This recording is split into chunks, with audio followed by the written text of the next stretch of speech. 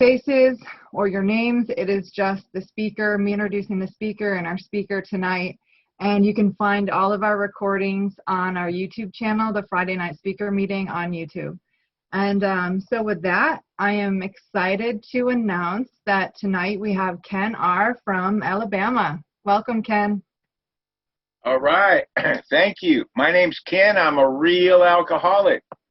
And thank you, Tiffany, and thank you, Devin, for inviting me, and thank you all for being here. I love AA. All right, my original sober date was March 28th, 1978 in Southern California. And I went 27 years and 9 months, and then I relapsed. And I never could understand the term slip. It just sounded too casual to me, like, oops, I slipped. And that's exactly what happened to me. I understand what a slip means. It was not premeditated. I slipped. So anyway, my story is a lot like the story you'll remember in chapter 3, more about alcoholism, where the young fella had age 30, had a promising career, and he saw that drinking was getting in the way of that career. So he quit drinking for 25 years and had his career. Then he retired. And here's the part you'll remember. Out came his carpet slippers and a bottle.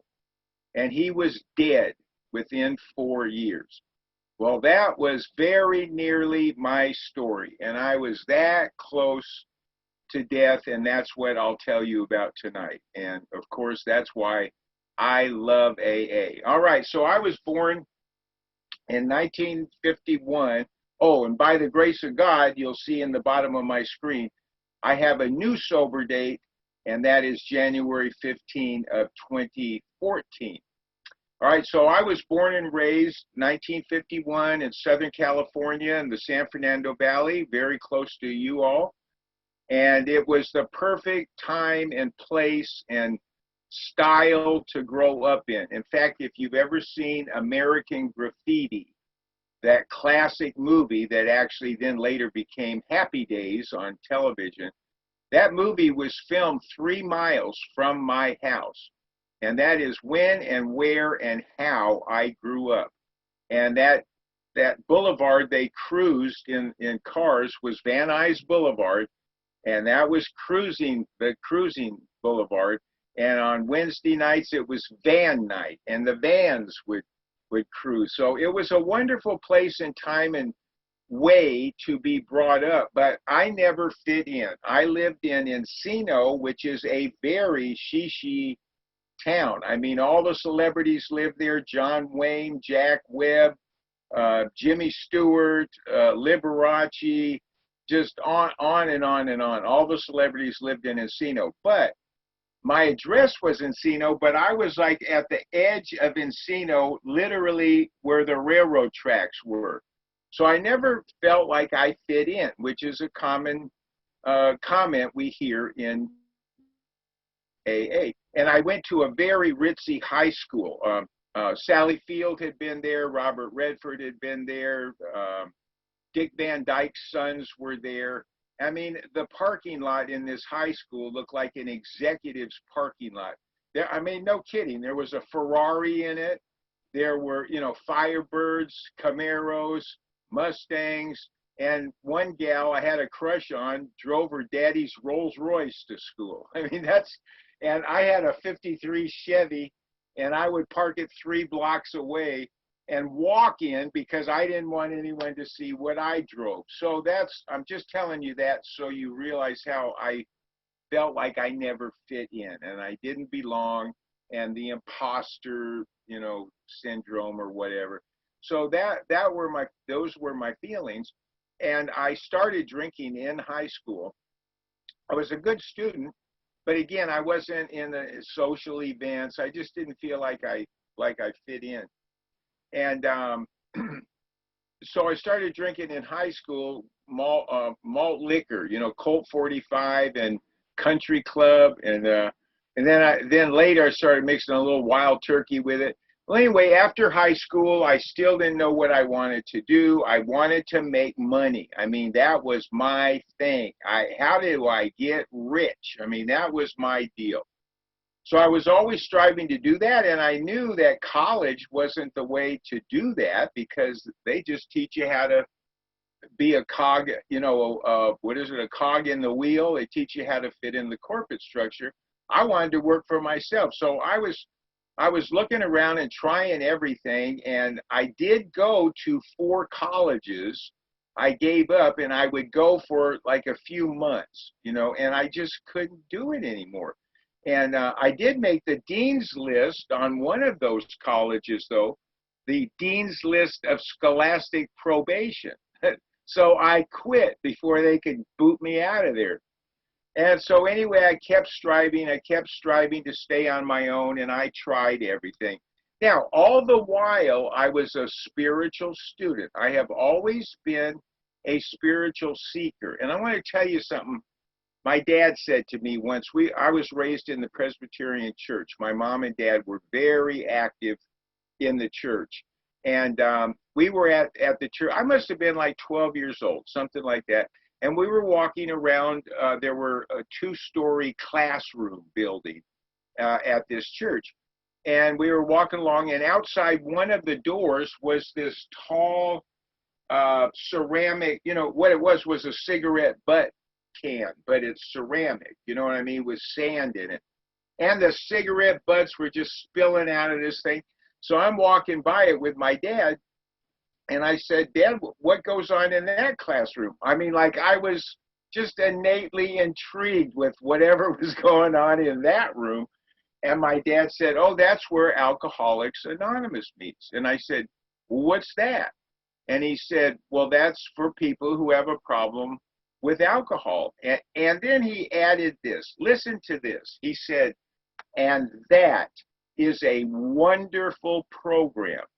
It's all based on the New Testament. I mean, what a thing for a dad to say to his son. And as you know, we were almost called the James Club, because Dr. Bob and Bill and them would read from the book of James all the time. And that was before the big book came out. So we were that close from being called the James Club. So anyway, looking back on it, I say often, I think I was born for AA. So anyway, the drinking progressed. I got married in 1972 when I was 21. Then in 1975, our son was born, and in 77, our daughter was born. And all the while, I'm trying and doing everything. And during all this time, I was a spiritual seeker. And I made a list of all the things I have done in my life. I mean, and it's over 20, Course in Miracles, Church of Religious Science, Science of Mind, Gurdjieff, Ouspensky, Krishnamurti. I mean, it went on and on and on. And I was a very serious spiritual student, during all of this. So anyway, my drinking got worse and worse, of course. And it was getting to the point, well, I was concerned, of course, and my wife was concerned. And I would drink at night after my wife and kids would go to bed. So I'd sit up late and drink. Well, what happened, and I had gotten, by that time, I had been pulled over 3 times. They did not call it DUI in those days. It was called a 502 in Southern California anyway. And they did not have breathalyzers. And they didn't have blue lights. They only had red lights. So I got pulled over 3 times and had to go, walk the line and touch my nose and balance on one foot. And I passed all 3 times, but I knew, the writing was on the wall and trouble was coming. So I knew, and I was concerned. So one night I'm sitting up, and I was drinking and drinking and drinking and drank and drank, and I could not get any drunker. And I mean, some of you, probably most of you understand that. A normie would not understand that. But my solution had stopped working. it did not work anymore. I could not get drunk. And I think they would call it now a panic attack, is what I had. So I told my wife about it the next day, and she had a girlfriend who had a boyfriend who was in AA. And my wife said, "Do you want me to ask my girlfriend about it?" And I said, "Yes, please." I mean, I was very willing and needed something. And so the word came back from her girlfriend that, yeah, Ken can call. King was his name, King.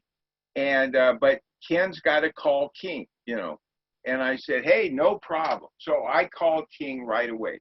And it was like the next day or the day after, King and I are sitting in a restaurant. And he had noticed when we walked in some other people in the restaurant, and he and I are sitting in a booth across from each other. And he's talking to me, and he says, only you can say if you're an alcoholic or not. We can't label you that. And he said, my definition is alcohol a problem in your life? And I said, yes, it absolutely is. I mean, I was ready, willing, and able, And then he said, now see those two ladies behind me? And they were up the aisle in another booth. And he had noticed them when he sat down.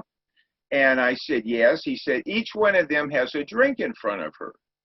And they will get up and leave, and they will leave booze in their glasses. And I said, yeah, that's wrong. That's alcohol abuse right there. And he said, that's right. That's how we think, So anyway, King took me to my first AA meeting. It was at the Sherman Oaks Women's Club in the San Fernando Valley, a little white wooden building. It reminded me of a little country church in this park with, gigantic oak trees. It was just gorgeous, like a Norman Rockwell setting. So anyway, we went in there. It was a nighttime meeting. And I cannot tell you anything that was said there, but I can tell you how I felt. And I love hearing people describe their first AA meeting, because normally they start talking about how they felt. And when I went in there, now let me back up one second or 1 inch. Now, all these spiritual studies I had been studying, what is the point of a spiritual study or a spiritual work or spiritual regime? What is the purpose of it? Well, the purpose of it is to wake up, right? To become enlightened. And that's the book that's named, one of the books, or, this is a book that's named in the big book about that. And it's Varieties of Religious Experience by William James. That's described in the big book. Well, that's waking up. All right. So I get to this meeting, and I'm spiritually bent anyway in that direction, and I look up at the steps on the wall before the meeting, and step 12, having had a spiritual awakening. Are you kidding me? I mean, I had never seen in all the spiritual studies I had done, I had never seen it put that plainly and confidently, having had a spiritual awakening as the result of working. I mean, right then, they had me. You all had me at that point. And I even loved the traditions, the part about our public relations policies based on attraction rather than promotion. Well, I had done some advertising work and all. That is the best form of advertising, is attraction. I loved everything about this thing. And what I also loved, the people. It was, exuding from their eyes. I mean, love or life or confidence. It was exuding. It was exuding from them. And I know now, I didn't know this then in the big book, but after step 5, it says, we can look the world in the eye. I love that sentence. And that's what those people were doing. They were confident. They were healthy. They were looking the world in the eye. And I loved it. And they were laughing. and it was like good, healthy, wholesome laughter. It wasn't what I call cocktail party laughter. You know, that that nervous thing that goes on at cocktail parties. This was good, healthy laughter, and I loved everything about it. All right, so I got, you know, now I'm not blaming anyone in my story. I just want you to know that. I was an adult, and I am not blaming anyone. I'm just telling you what happened to me. Okay, so what did happen was I got a big book. Now, King, I guess King was involved with that. I mean, I paid for it, but I got this big book. This is a second edition big book, all right? And the neat thing about it, you see the dust jacket? On the inside of the dust jacket, it's black. And the purpose of that, the way AA printed it then, was so you could turn it inside out and no one would know you were carrying a big book. But I wasn't ashamed of it. I mean, I left it on the seat of my car. You know, people could look in and see it. I put an Easy Does It sticker in the back window of my car. I loved AA. So King never talked sponsorship to me. I mean, he just showed me some different meetings, basically, is what he did. And in those, and look at this, that is a meeting directory from LA County. Can you see how thick that is? It's like if those older folks online, you remember the yellow pages? That's 2,000 meetings a day in LA County. So anyway, I was going through this meeting directory and going to meetings, and that's all I did. King didn't say read the big book, so I didn't read the big book. So, and I would just go to meetings, and I loved it. And I was always on time, and I did not run off. I loved staying after and just hanging out with these people. I loved what you all had. And I remember at that Sherman Oaks Women's Club, after the meeting, I would help the guys. In those days, they had ceramic, big, heavy ceramic mugs. There was no such thing as styrofoam cups. And we could smoke in the meetings, which was, I loved it. It was so smoky, you couldn't see the back wall. It was wonderful. So after the meeting, we would collect the ashtrays and the big ceramic mugs. 3 or 4 of us would go in the kitchen, make 2 sinks of water, one with soap and some bleach. We'd pour a little bleach in there, and then the rinse water, and we would wash those mugs. And then we would dump the ashtrays and wash those ashtrays and put them back. And I was in no hurry to leave. I was never like that. And no one ever asked me, like, who's your sponsor? Do you sponsor guys? Or what step are you on? I mean, like, no one ever asked me anything. I just liked hanging out with them. So that's how it went. And then I went through this directory, and I would find various meetings. And the ones I really glommed onto were the stag meetings, the men's stag meetings. And the reason is I went to the ones where the guys had money, because that's what, that was my life quest, was to get rich.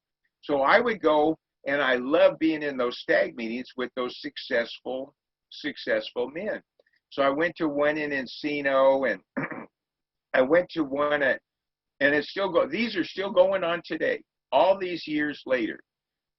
There's one in Burbank, California at noon on Saturdays. Over 300 men were in that meeting. And I mean, all walks of life. You know, our big book says we are people who normally would not mix. Well, this is the group that normally would not mix. There was every strata of society of men in that meeting, and I just loved it. 300 men at a spiritual meeting, an AA meeting. So I was just loving it. And then one time King said,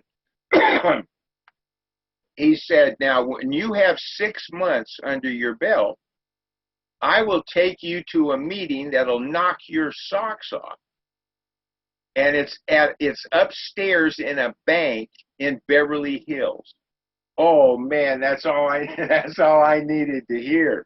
I'm thinking, oh yeah, big time movie stars. I mean, it almost sounded like a secret AA meeting, you know. So I was looking forward to that.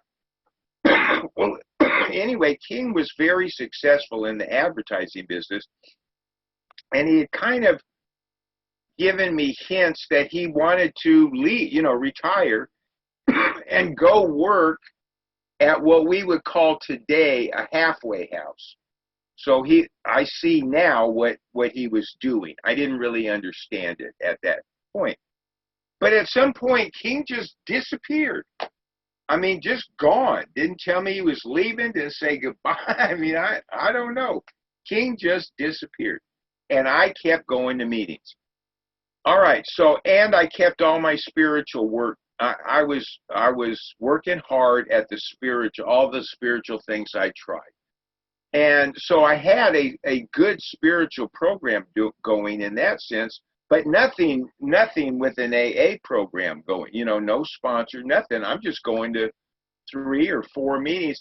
Oh, and I subscribed, you know, being an alcoholic, I subscribed to 5 tape of the month clubs, you know, the cassette tapes we would play in our car, 5 AA talks, you know, talk of the month. 5 of those. So when I was driving around Southern California, which you know, you live on freeways down there, so I was always listening to AA talk. So I was, you know, learning about Clancy and learning about Chuck Chamberlain, and I'm hearing old Bill Wilson talks, and you know, Tom I and Wino Joe. I mean, on and on and on, and Sandy Beach, and I was learning all this stuff. I love Clancy. I love Chuck Chamberlain. And you know, to this day, I don't. Why didn't I go? Why didn't I go to Clancy's Pacific Group or go hear Clancy? Or why didn't I go find Chuck Chamberlain in Laguna Beach? I don't know why, but I loved him, and I can't tell you why. But I'm just loving AA this whole time, and in that sense, the promises started coming true. I finally found my niche of what my life work was to be. And I started just me in my garage, and then I hired one gal like a secretary to start working for me, and then I had to hire 2 more, and my business grew out of my house into a small office, and then to a larger office, and then I ended up in Ojai, California, and actually had to build a building. I had 42 employees, and it was just booming. And what my company did was teach commodity. We introduced people to the commodity markets, and it was huge. And that business grew and kept growing until we moved out of California. California just got to be too much for us. And we moved up to Southern Oregon, to Grants Pass, Oregon, on the beautiful Rogue River there. And I had 200 employees at my company. All right, so things are just going great. And then I sold my business in 2006. I sold it. So I retired and out came the carpet slippers in a bottle. And that's when I slipped. That was 27 years and 9 months after my very first AA meeting, March 28, 1978. All right. So I stayed drunk 6 months. And then I got back in with an old timer in Grants Pass. And looking back now, I mean, he even had me chairing meetings. I mean, I knew AA and all of that, but I didn't have any time at that point. You know, I had just relapsed and then come back. But anyway, I was chairing a meeting and I was active. And after the meeting, I'd take the donuts and I'd take them over to central office in Medford, Oregon, hang out with them a while. But all this time, and again, I am not blaming anyone. I'm just telling you what happened. This old timer in AA, I got to sponsor me in Grants Pass, had 30 years. He was 30 or more years. And so I knew I had to work the steps, and I'd never done a 4-step. I'd never done anything, really. So after the meeting one time that I was chairing, it was at a Presbyterian church, And we went into the sanctuary, got on our knees behind a pew, did the third step prayer, got up, and I said, now, Peter, I've got to do my fourth step. I got to get going on this thing. Because, you know, in the big book, it says, at once we launch out on a course of vigorous action. Well, I knew that's what I needed to do. I'd never done that before. And he says, oh, kid, you got plenty of time.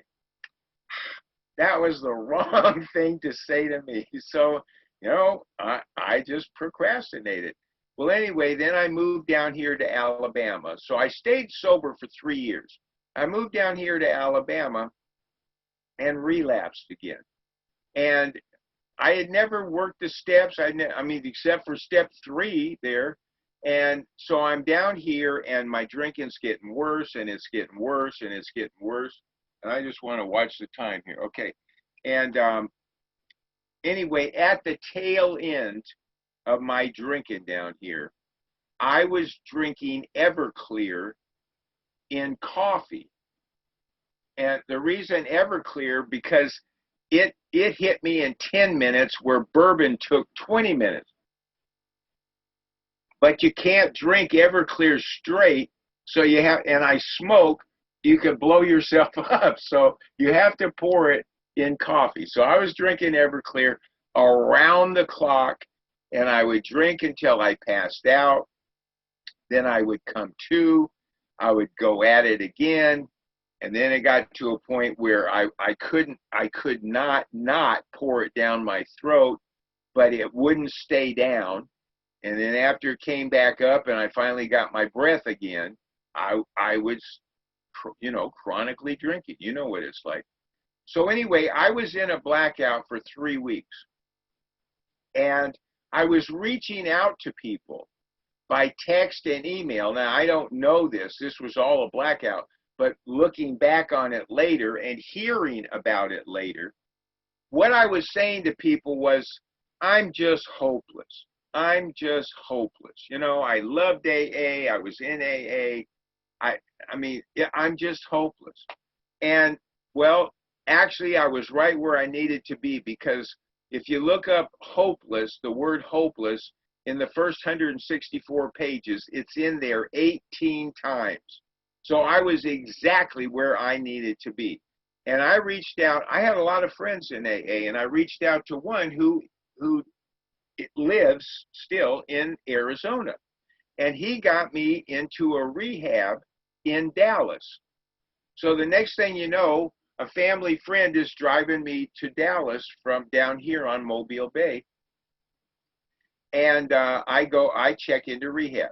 All right, so I did the deal. I went, you know how they have you go to the classes and you carry around the 10-pound notebook, you know, and learn all that stuff about endorphins and serotonin and melatonin and protons, electrons, morons, and fig Newtons. And I did all my lessons. I was a good student. I cannot stand group therapy, but there we were sitting in a circle. And how are you feeling today? Tell us from the emotion board or whatever. But I was doing it all. I was being good. And anyway, the deal there was you go 3 weeks. It was a 4-month deal. You go 3 weeks, and then they'll let you in IOP. And you know, and I'd never heard of what's IOP. Well, for me, it was AA Central. That's where you, instead of going to all these classes, you go up to IOP, and then you're doing AA, and they take you to meetings. All right. So here was the deal. Oh, and one deal, I got to tell you about that darn notebook. One of them they ask you is, what are your top 10 triggers? What are your top 10 triggers? And I actually agonized over that. And I went back to my room and I thought about it and I stressed out over it. I'm a friggin' alcoholic. Everything is a trigger to me. Like, is it sunny today? Yes. Oh, that's a trigger. Oh, no, it's raining and stormy. Oh, that's a big, I mean, everything's a friggin' trigger to me. I'm an alcoholic. But I did my lessons. I was a good patient or guest or whatever they called it. So anyway, I put a note, and I met the techs. You know, they were good AA, and I was talking to the techs, and one of them was even talking to me about getting my 4-step going, because I had never gotten this 4-step thing was weighing on me. And so we had counselors there, and my counselor was Dee Dee. She was the head counselor, and she was a psychiatrist, and she was not one of us. Okay, so I wrote a note to Dee Dee and slid it under her office door there in the rehab, and I said, may I please see you as soon as possible. Now here is what was going on with me, and I was terrified again.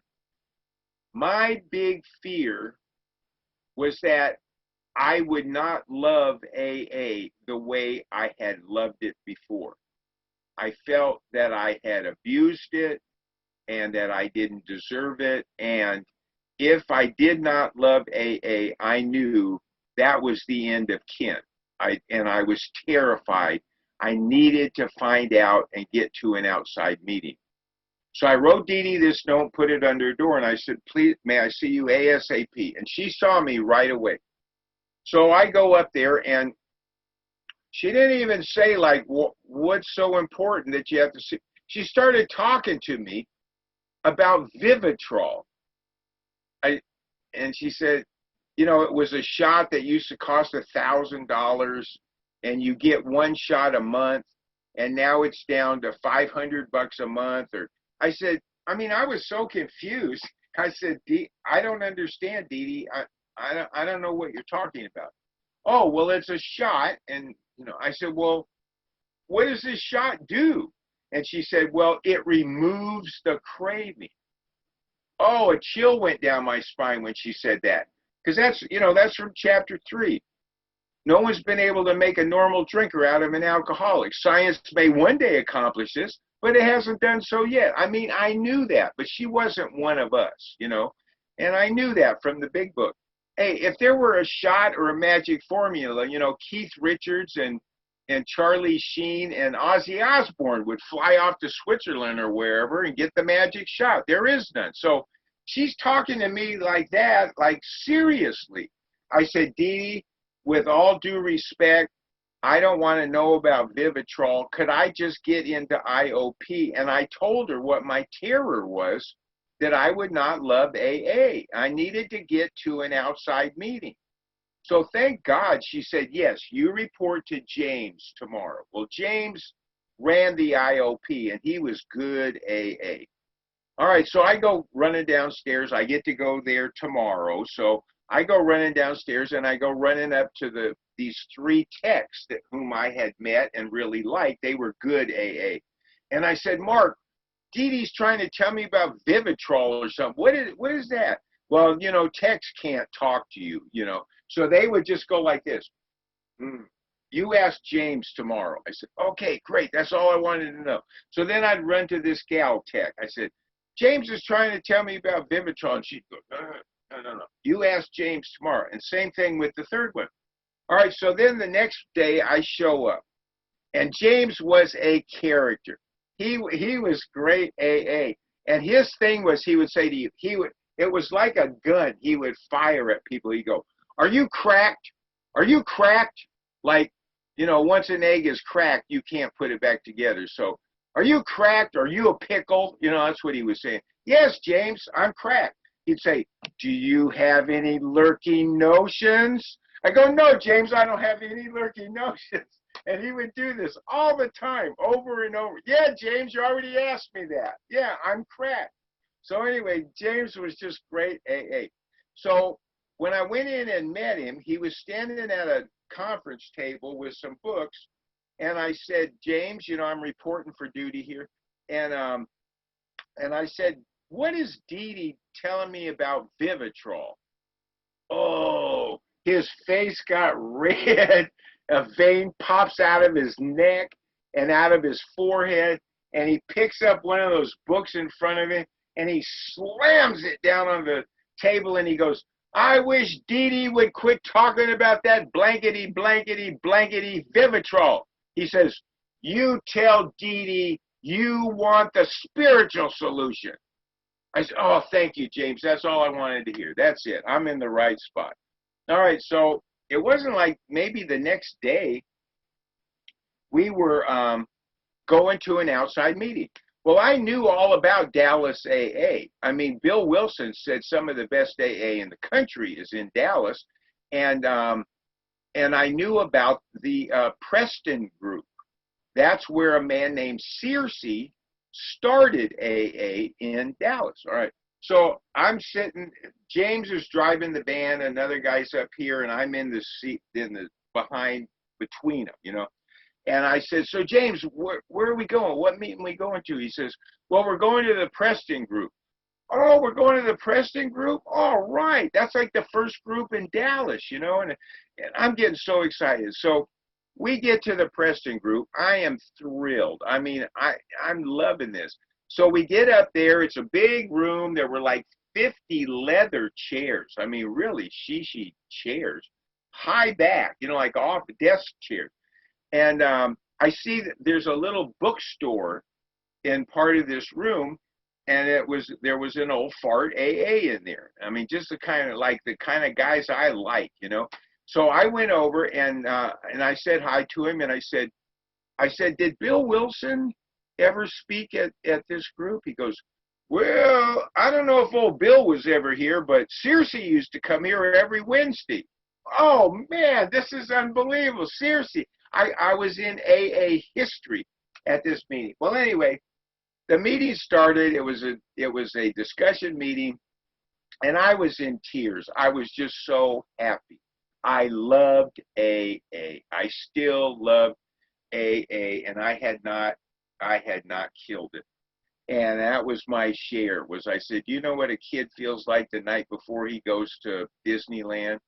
That's how I felt last night. I am so grateful that you're here, and I am so grateful to be here. I love AA, and God bless you all. So it was wonderful.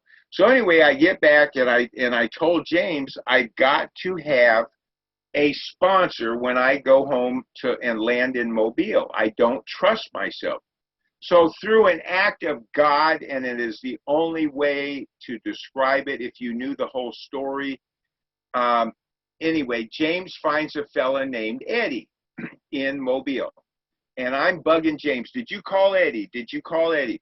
He said, well, I left a message, or I tried, or, you know, something was always wrong. I said, try him again, try him again. So James calls, and he gets Eddie on the phone. And I see him. He's holding his cell phone, and he's saying something to Eddie. And then James hands me the phone, and he said, here, this is Eddie. So, oh, thank you, James. So I take the phone, and I go in the men's room so I can talk. And I said, Eddie, I'll be getting out of rehab like Monday, and I don't want any daylight between me landing and getting going in this program. And I said, I want to do it right by the book. I don't want Joe and Charlie forms. I don't want Hazelden forms. I need to learn this right by the book. And Eddie says, well, that's the only way I know how to teach it. That's how I learned it. That's how my sponsor learned it. That's how his sponsor learned it. And that's how I teach my guys. I said, all right. So anyway, and he said, I'll be back in Mobile on Monday. And I said, well, where are you? And he said, Southern California. I said, that's where I was born and raised. I said, where are you? You'll never believe this. He says, I'm at Clancy's birthday party. Are you kidding me? I about wet my pants. I couldn't believe this because I loved and adored Clancy, you know, from all those years before. So here I would be in Clancy's lineage even. This is unbelievable. So anyway, Eddie and I got busy, and I think we met a couple times a week. We talked every day, and we go through the steps fast, like it says in the big book. So after I had told Eddie, you know, my whole story, a lot more than I've told you, but, you know, here's what he said. He said, Ken, I think you just fell through the cracks of AA. And I said, you know, Eddie, I think so. That sounds right. And at that moment, I had one of those aha moments, like, this is my mission, is to never let anyone fall through the cracks of AA. And that's what I do. And if you know that poem that Reverend Shoemaker, Sam Shoemaker wrote, called I Stand at the Door, look that poem up if you haven't read it in a while. I stand at the door. That's what my job on this planet is, and I am crystal clear about that. So not a meeting goes by when I share. I don't care if I'm chairing it or not. I'll say, if you don't have a big book and a sponsor, you need both of them.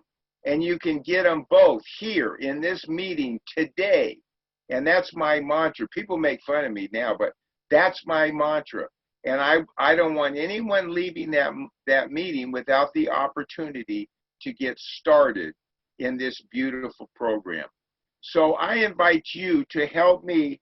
Don't let anyone slip through the cracks of AA, because we just hear about it so often, and we don't have to go out to hospitals and doctors and bars and under bridges to find alcoholics like our pioneers did. Bless their hearts. I don't know if I'd still be sober having to do what they had to do. But here we just sit in our meeting and the court sends them to us. All I have to do is get up off my chair and go over and shake their hand, introduce myself, and say, here, I'll be your temporary sponsor. Let's get you going on this. So please join me in my mission, and don't let anyone fall through the cracks of AA. And there's one thing I want to leave you with. It's called, this is beautiful. If you haven't heard it in a while, or maybe you haven't heard it at all, it's called A Drunk Fell in a Hole. A drunk fell in a hole and couldn't get out. A businessman walked by. The drunk called out for help. The businessman threw him some money and told him, get yourself a ladder. But the drunk could not find a ladder in the hole he was in. A doctor walked by. The drunk said, help, I can't get out. The doctor gave him drugs and said, take this, it will relieve the pain. The drunk said, thanks, but when the pills ran out, he was still in the hole. A renowned psychiatrist named Dee Dee rode by and heard the drunk's cries for help. He stopped and said, how did you get there? She stopped and said, how did you get there? Were you born there? Were you put there by your parents? Tell me about yourself. It will alleviate your sense of loneliness. So the drunk talked with Dee Dee for an hour. Then she had to leave, but she said she'd be back next week. The drunk thanked her, but he was still in the hole. A priest came by, and the drunk called for help. The priest gave him a Bible and said, I'll say a prayer for you. He got down on his knees and prayed for the drunk, and then he left. The drunk was very grateful. He read the Bible, but he was still stuck in that hole. A recovering alcoholic happened to be passing by, and the drunk cried out, hey, help me, I'm stuck in this hole. Without hesitating, the recovering alcoholic jumped down in the hole with him. And then the drunk said, what are you doing? Now we're both stuck here. We'll never get out. But the recovering alcoholic said, it's okay. I've been here before. I know the way out. Thank you all. God bless you, and God bless AA.